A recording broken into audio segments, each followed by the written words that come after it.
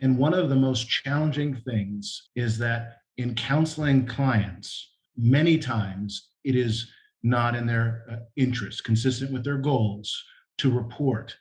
And while that's satisfying because we're being good counsel, we now know that there is a crime being committed somewhere in the United States that we can't do anything about. Corporate fraud works best in the shadows, behind corporate walls. How does the government bring these wrongdoers to justice? Whistleblowers.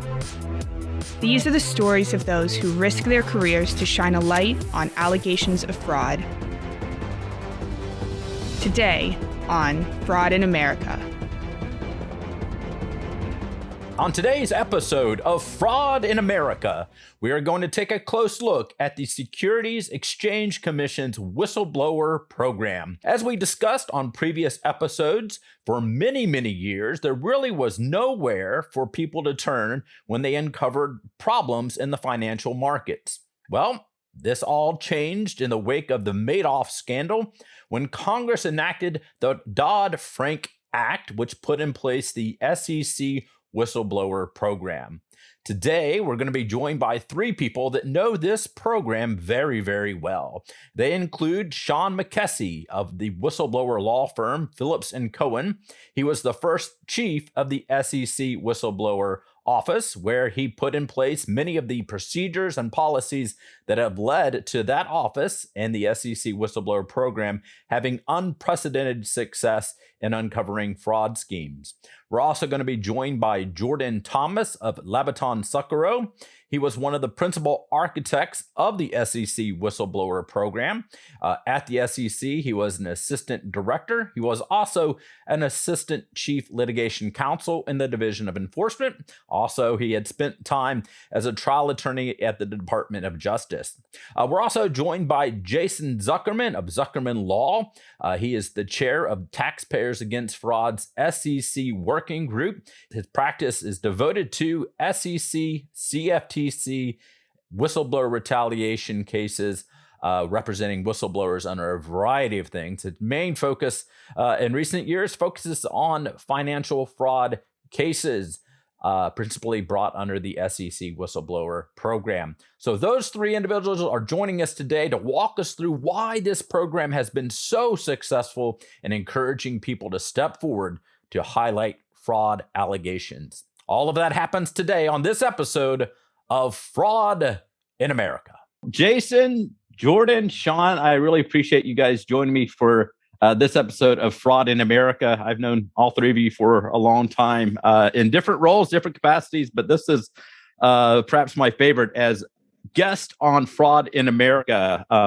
This is such an interesting topic right now. Just last episode, we talked to the Enron whistleblower, Cheryl Watkins, and this is the 20th anniversary in which she stepped forward and raised concerns internally about what was happening at Enron. So I want to talk to each of you guys. I'm going to start with you, Jordan. Your background, initially Navy JAG Corps, then over DOJ trial attorney, and then worked your way over to SEC. Such an interesting background. And as we look back over this last 20 years, what strikes you as kind of the evolution of this? Why did this whole SEC whistleblower program launch to begin with? I thought this was solved with Sarbanes-Oxley 20 years ago. Well, there's no question that Sarbanes-Oxley was a positive development, but unfortunately, it didn't go far enough. I think that the advent of the SEC whistleblower program really starts with the Madoff scandal and the financial crisis. At that time, people were their confidence in the commission was shaken. Mary Shapiro, the chairman, when she was going through her confirmation hearings, was asked, what's the future of the SEC? Should we be combining with another agency? How are we going to avoid the problems of the past? And one of the things that she said was, we'd like to evaluate the potential of a SEC whistleblower program.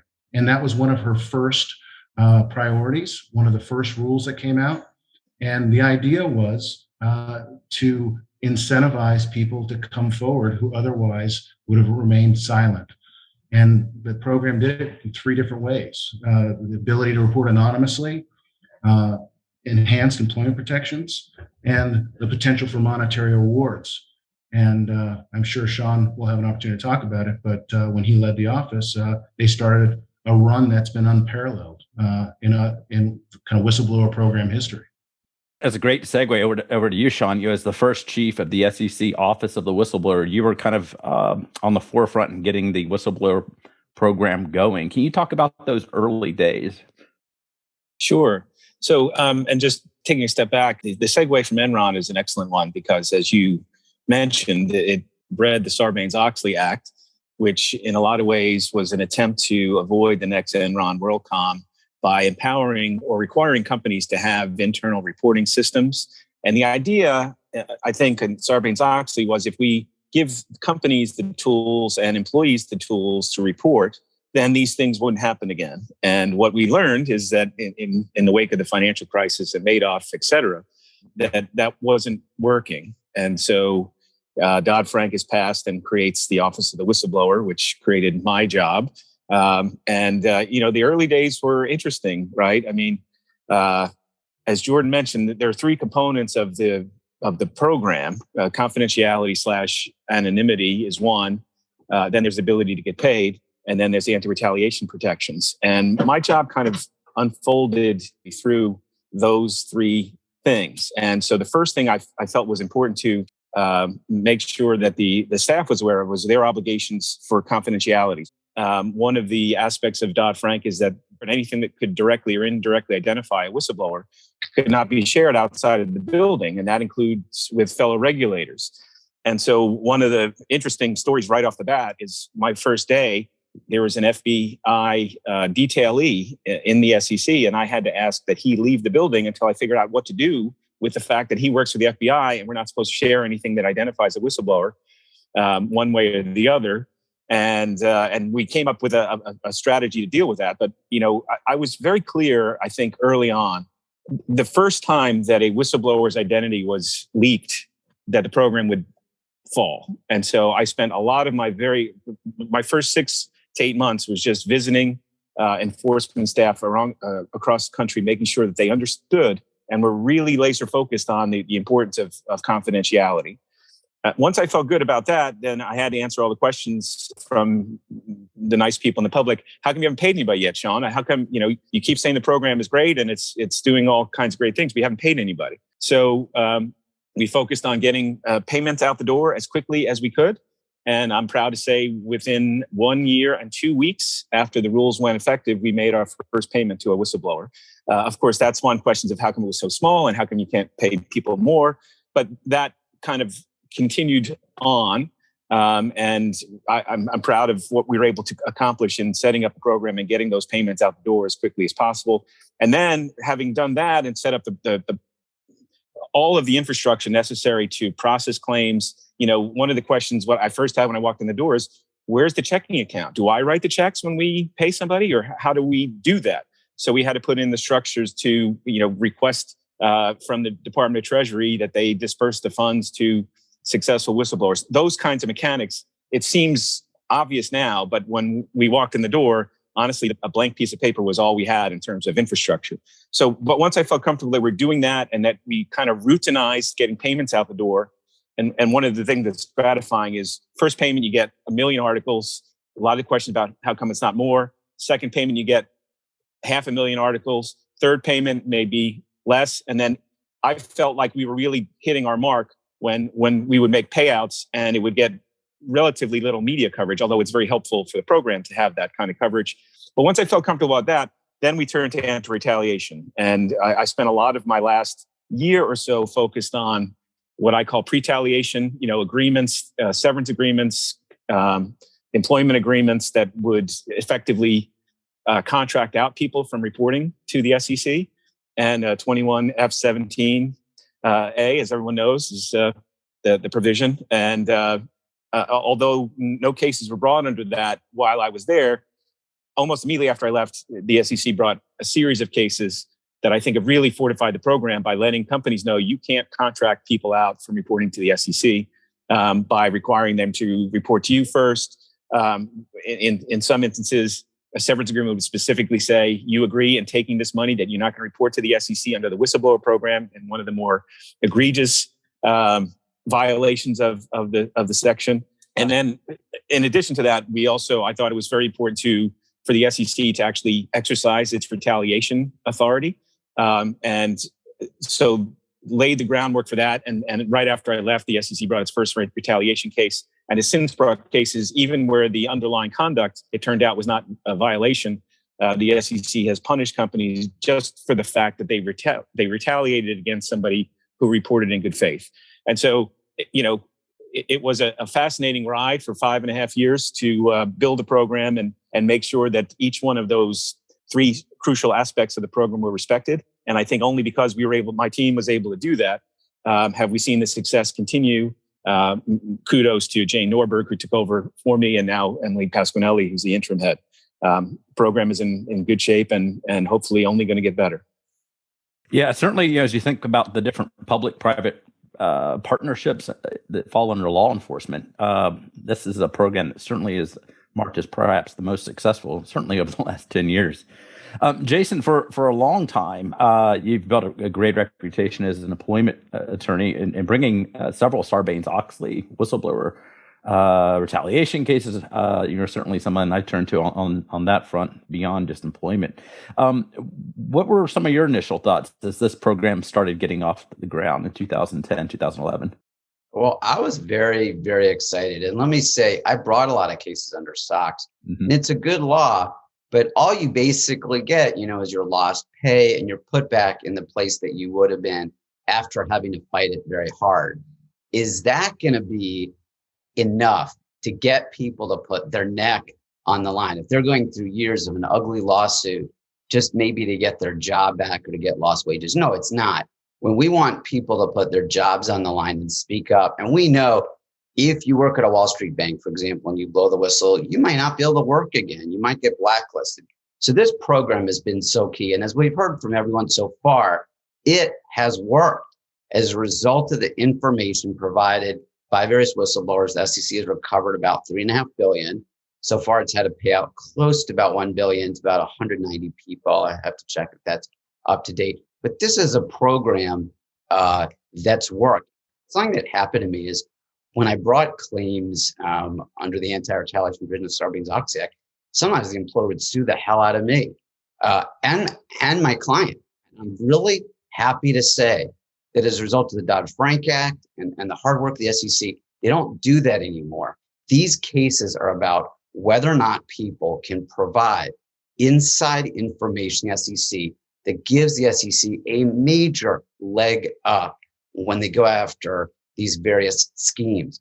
And the SEC has done a great job with its anti-gag rule.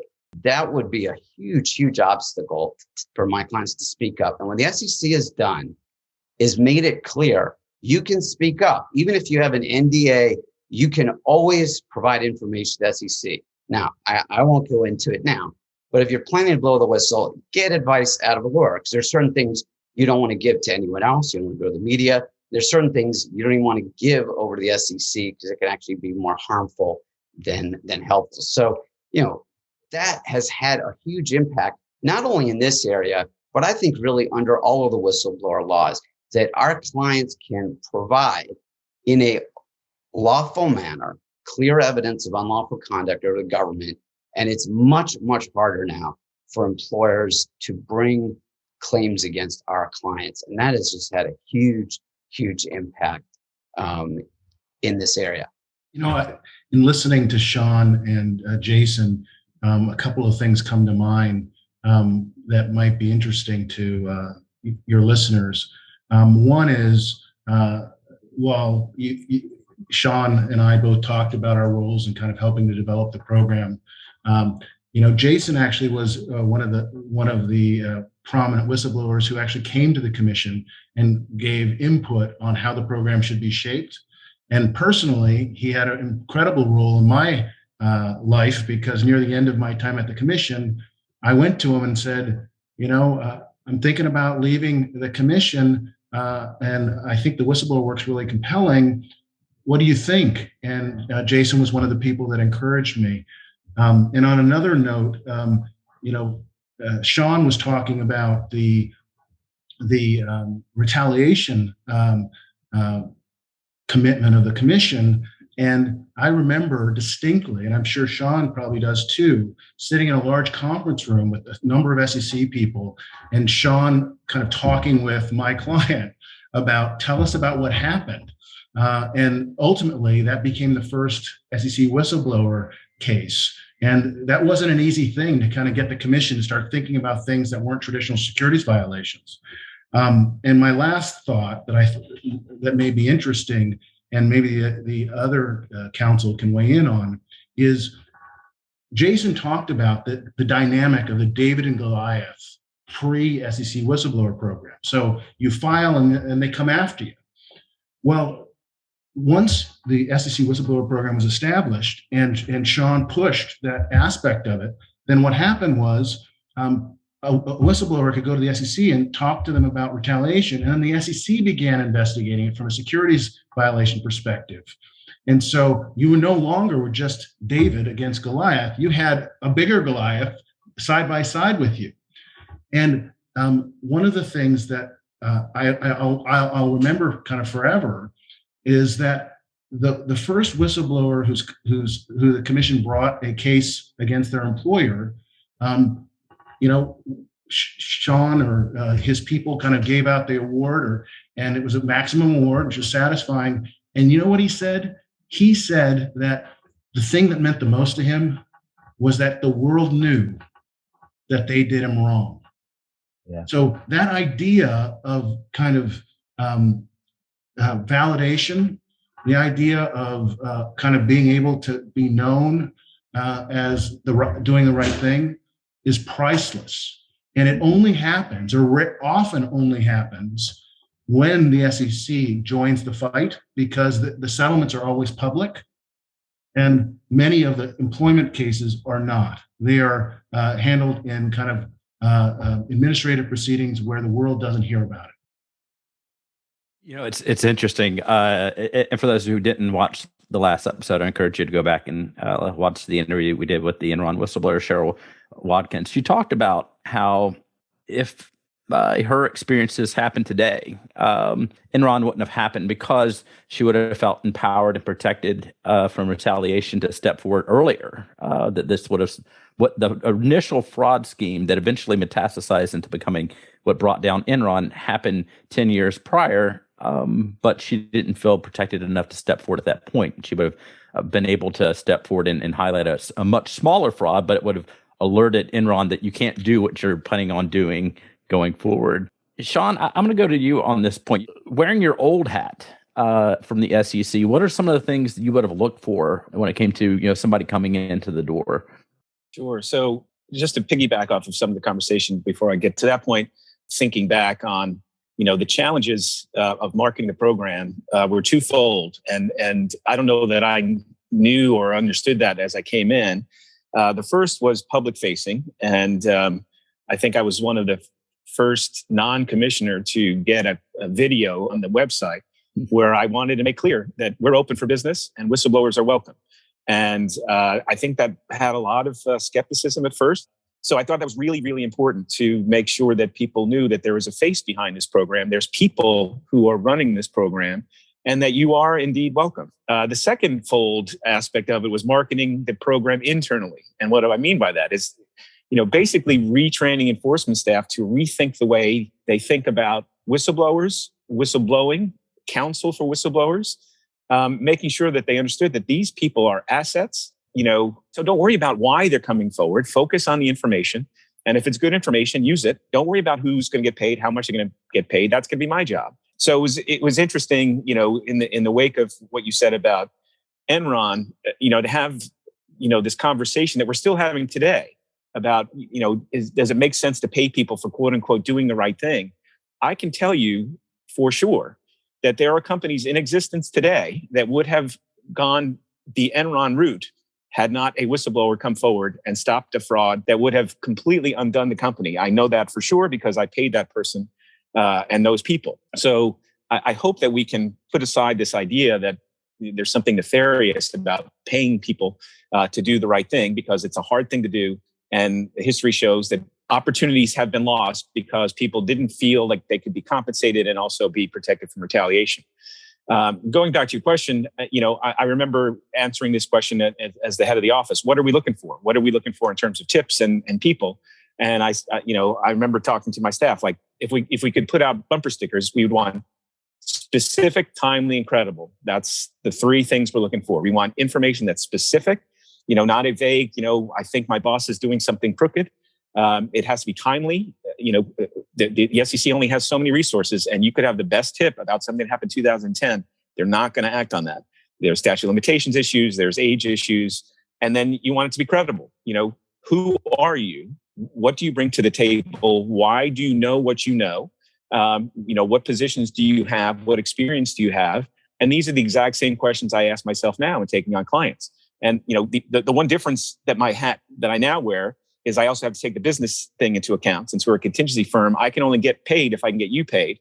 And you may have the best specific, timely, incredible information, but if it's a small fraud that won't get over $1 million, even though I encourage you to go to the SEC and stop for the good of America, I may have to make the business decision that you're not a client I can take on. And so that was a very interesting contrast to my prior job, when I wanted everyone to report everything and don't worry about whether you're going to get paid, because I had my regulator hat on.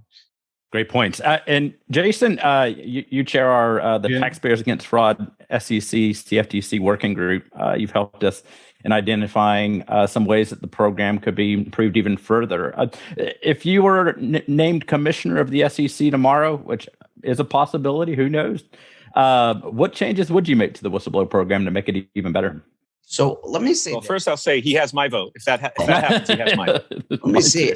We can be really proud that the program has worked so well due to the hard work of a lot of people, including people who are on this podcast.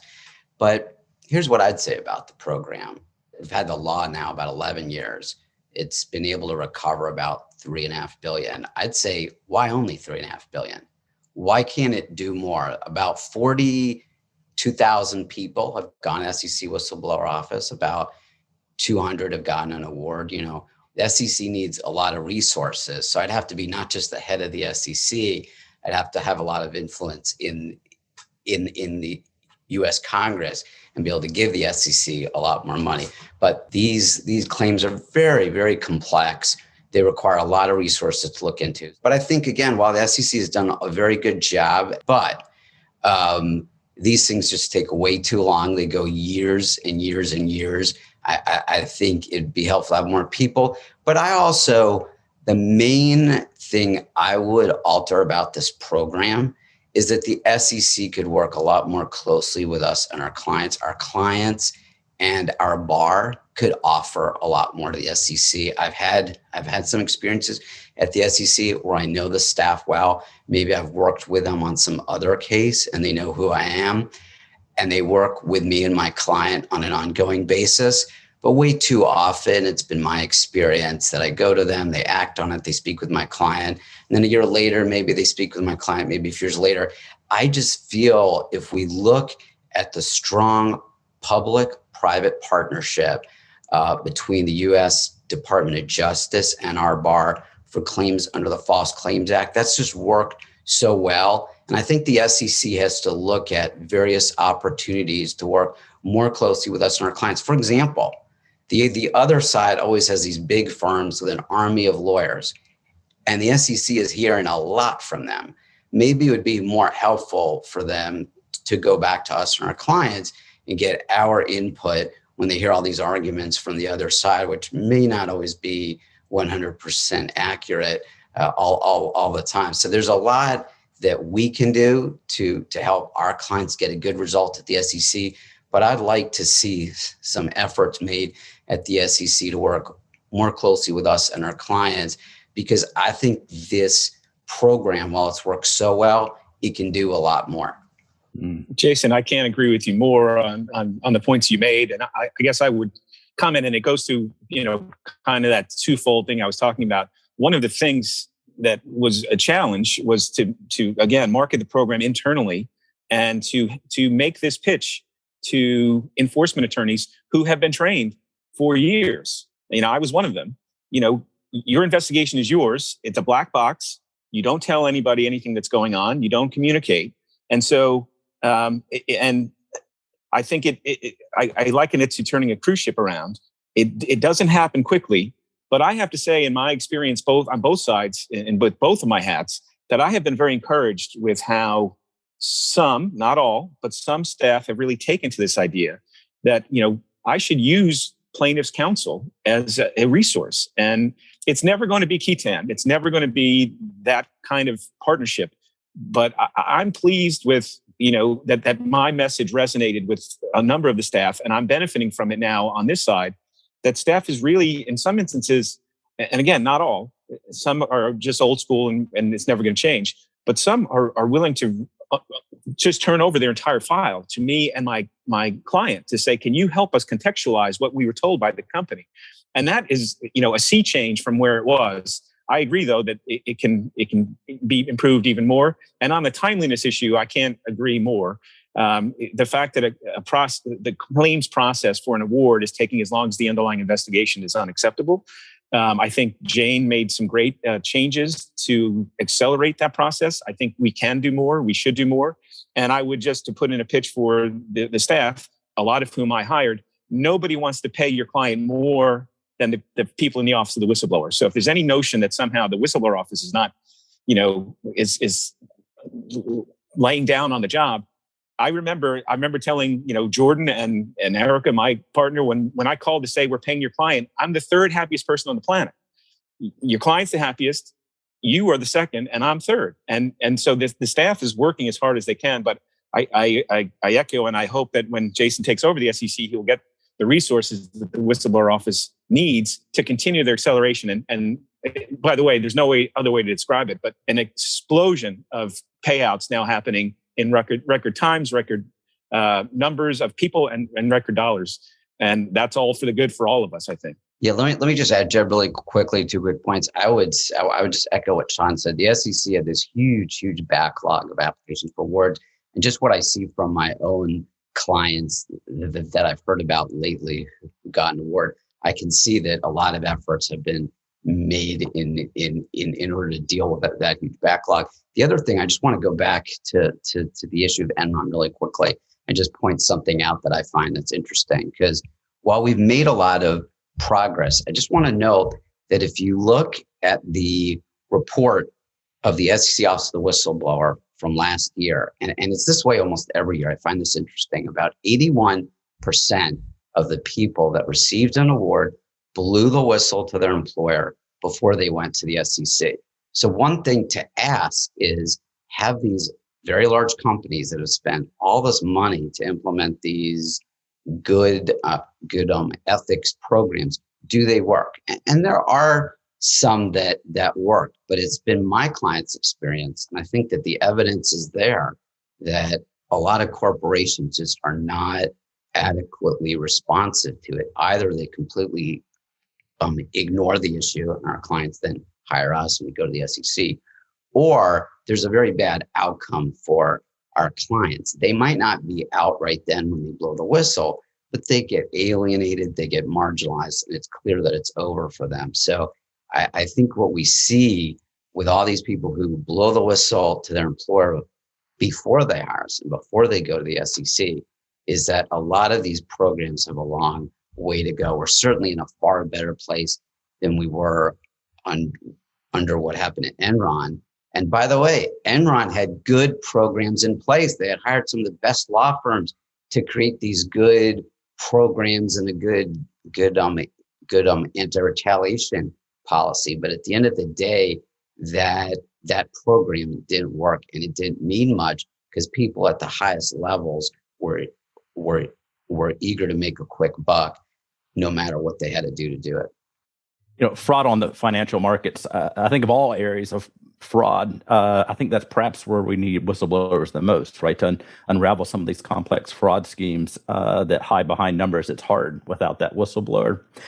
Jordan, turning to you for a second. So without a doubt, someone is listening or watching today's show who is going to a job every single day. They recognize something wrong is happening there, and they're told to look the other way. What would you say to that person?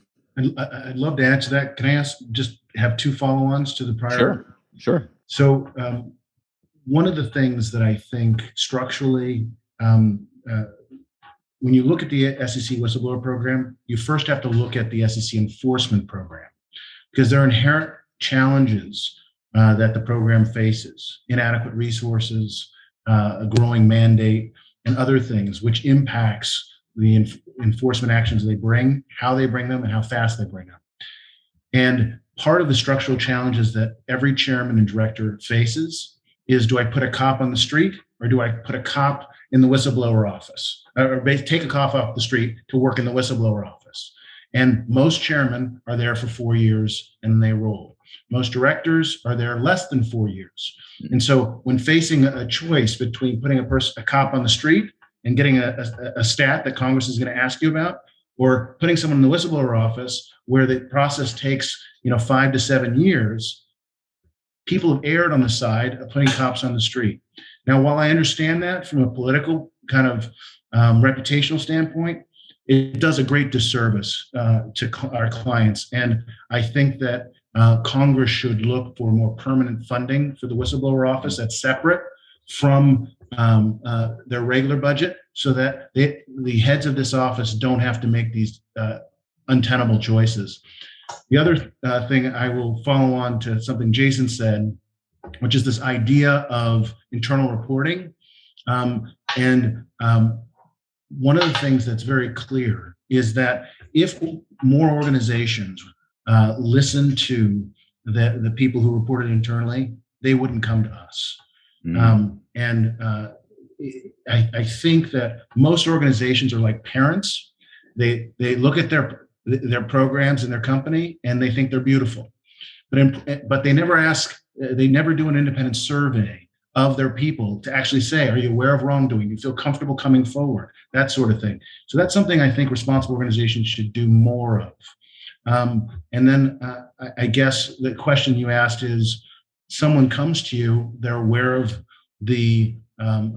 wrongdoing and trying to make the difficult choice whether to come forward and how to help them navigate that. Is that the thing that you're interested in exploring? Yeah. Mm-hmm. We go through a process similar to, I guess, Sean and Jason, of looking at one: is there a securities violation? Is it significant? Do they have corroboration? And then for us, we ask the question. We joke it's the guest bedroom rule, which is basically if your client was jammed up, would you let them use your guest bedroom for a week or two? Because the relationship between whistleblowers and their counsel is unique and long term. By talking through the pros and cons of going forward and looking at past cases, you can get a sense of the potential monetary recovery that they could expect. But in my experience, and I suspect the experience of Jason and Sean, the X factor for these clients is, will I be retaliated against? Will I be blacklisted? Will I be able to work? Will I lose my friends or family? And those are the tough things that we have to help people sort through. And I think Sharon Watkins, because we're talking about Enron, is an excellent example of how the collateral consequences of being a whistleblower can sometimes be quite significant. And so we have to help people through that. Fortunately for the SEC Whistleblower Program, you can report anonymously, which is the best protection against retaliation and blacklisting.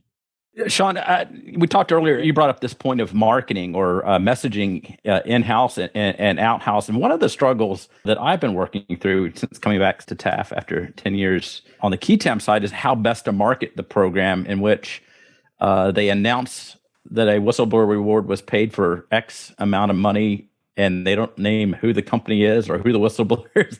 And it's hard for us as advocates to really market the program. Any thoughts on that? Yeah. So my first thought is I did not realize the impact of the announcements until I was on this side. Very opaque. And I know that there have been awards announced that I worked on.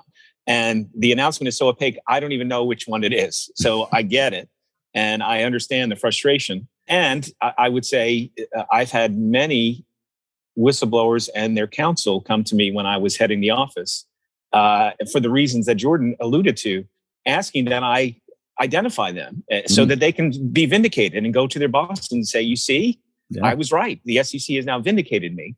And from a process perspective and from a marketing perspective, nothing would have been better for me and for the office to have a big check with somebody and have the whistleblower come forward and say, this was a great experience. But at the end of the day, the statute says that the SEC cannot reveal any information that directly or indirectly identifies a whistleblower. And it doesn't stop at when you get paid. And there's good reasons for that. And I held very firmly to that. And having people, when I had whistleblowers or the counsel come to me and say, can we do a joint press release or some kind of event? I would say, well, I can't do it. And I really advise you not to do it because there's almost no good that can come from you being identified as a whistleblower. And now being on this side, as a firm, of course, we'd like to put out as much information as we can while respecting our clients' desire to remain anonymous or confidential throughout the process. But as a practical matter, there was just no way that I could see in the statute that would allow us to say anything that would indirectly identify. And so what that meant was, so picture this, I'm sitting in my office and I finally got my first payout. And so I called the public relations department. And I know that the only way to market this is to get national media coverage that the first payout has been made. And so I called and I said, so look, here's the good news. Tomorrow, the commission's going to authorize us making our first payment under the whistleblower program. And here's what we can say. We're paying somebody some amount of money somewhere in connection with a certain case, but it's the first payout that was made. And as you might imagine, the public relations people were like, you've got to be kidding. We got to be able to say more than that. And I said, no, that's exactly what we need to do. And the reason for that was, if we put out more specific information, even about how much we paid, and you reverse engineered, we did it ourselves. We Googled and we figured out who it was within 2 Google searches. And I felt that was not appropriate under the statute, that we could not put out information that would indirectly identify a whistleblower. So I'm now the victim of my own cautiousness. But I think if people understand the context behind it, the statute says you can't directly or indirectly identify a whistleblower.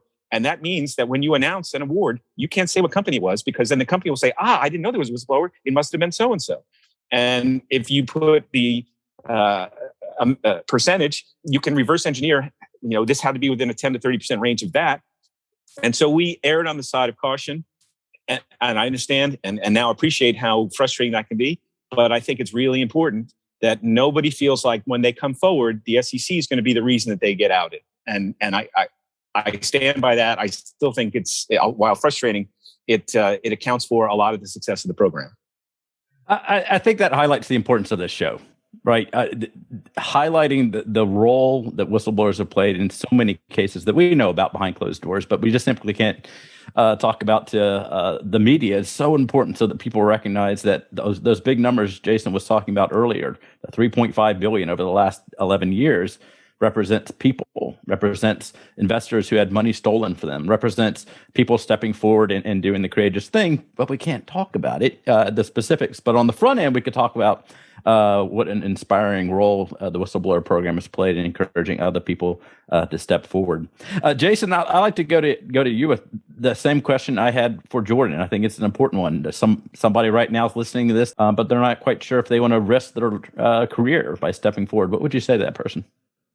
I mean, every client is unique. I think you always want to do the right thing. And if you're at a high enough level, you want to get over the government before anyone else does, because you wouldn't want to get a call out of government when they look at it. So I think there are a lot of reasons it's been in my client's interest, to get ahead of it, blow the whistle. But for certain instances, I'll advise my client to go right to the SEC.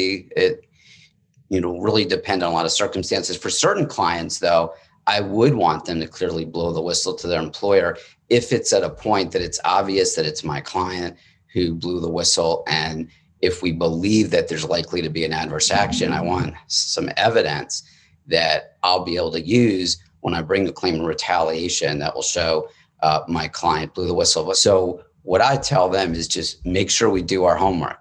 We need that evidence. We need to be able to go to the SEC and show them, look, this is a strong claim. We've got the evidence. We've got emails. I have a client who got an award last year, and he had made a lot of audio recordings where they were planning a scheme. The evidence is there. If I can give something like that to the SEC, it makes it clear it's worthwhile to pursue the claim. So one of the main things I would say to the client is hurry up, do your homework. We have to get to the SEC with something that's very, very strong, has a lot of detail. Otherwise they won't act, but act pretty quickly, because if you don't get there now, it's quite possible that someone else might blow the whistle, or if either the SEC or the DOJ were to open up an investigation, you don't want them to go to you, because at that point, you're not really providing information that's voluntary. Jeff, if I could just weigh in real quick on this. Another aspect of this is sometimes the right answer for a potential client is you probably shouldn't blow the whistle. So listening to your client and saying, okay, what is your circumstance? And understand that although the program is set up to allow for anonymity and confidentiality, what it can't do, and I say this to clients all the time, there's no men in black stick where I can put it to your company's people and press the button and they'll forget that you've raised this issue. The SEC can do everything right, and we can do everything right. And you can be anonymous, till the cows come home, but there's no way that the company's not going to be able to figure out or may not be able to figure out who reported this. Mm-hmm. And so if you're saying to me, Sean, the only thing that is important to me is that you give me some assurances that I will never be outed, I have to tell them and counsel them. And I have cut many clients loose. If that's your main thing, I cannot give you that assurance. And I cannot sleep at night if I brought you on board and, under the assumption that you remain anonymous or confidential throughout the process, which you may, officially, formally. But if you want to keep your job and you've got kids, I don't want to not be able to sleep because I'm worried that you got laid off because I guaranteed you some level of confidentiality that I cannot do. And so sometimes I think that the best decisions we make is to counsel potential clients. There's no law that says you have to report this. Mm-hmm. It's probably good that you do, but understanding your circumstance, maybe you don't, or maybe you wait until you've got another job and then come back to us and we'll help you through the process. But right now, it sounds to me like your priorities don't match up with what we think we should bring to the table. Look, I want to get paid. I want to bring the best cases possible, but I can't do that at the expense of someone's personal well-being and safety. Sometimes that's an issue. I'm afraid this guy is crazy and he'll kill me. Well, then I don't want you to report. I don't.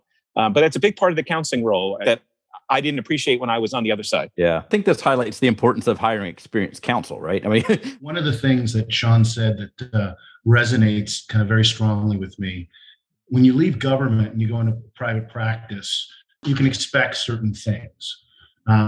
But there's also some surprises.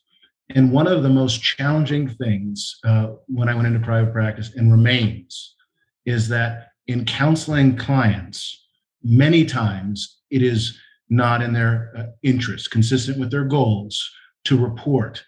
And while that's satisfying because we're being good counsel, we now know that there is a crime being committed somewhere in the United States that we can't do anything about. And we have to wish the person well, but it hurts.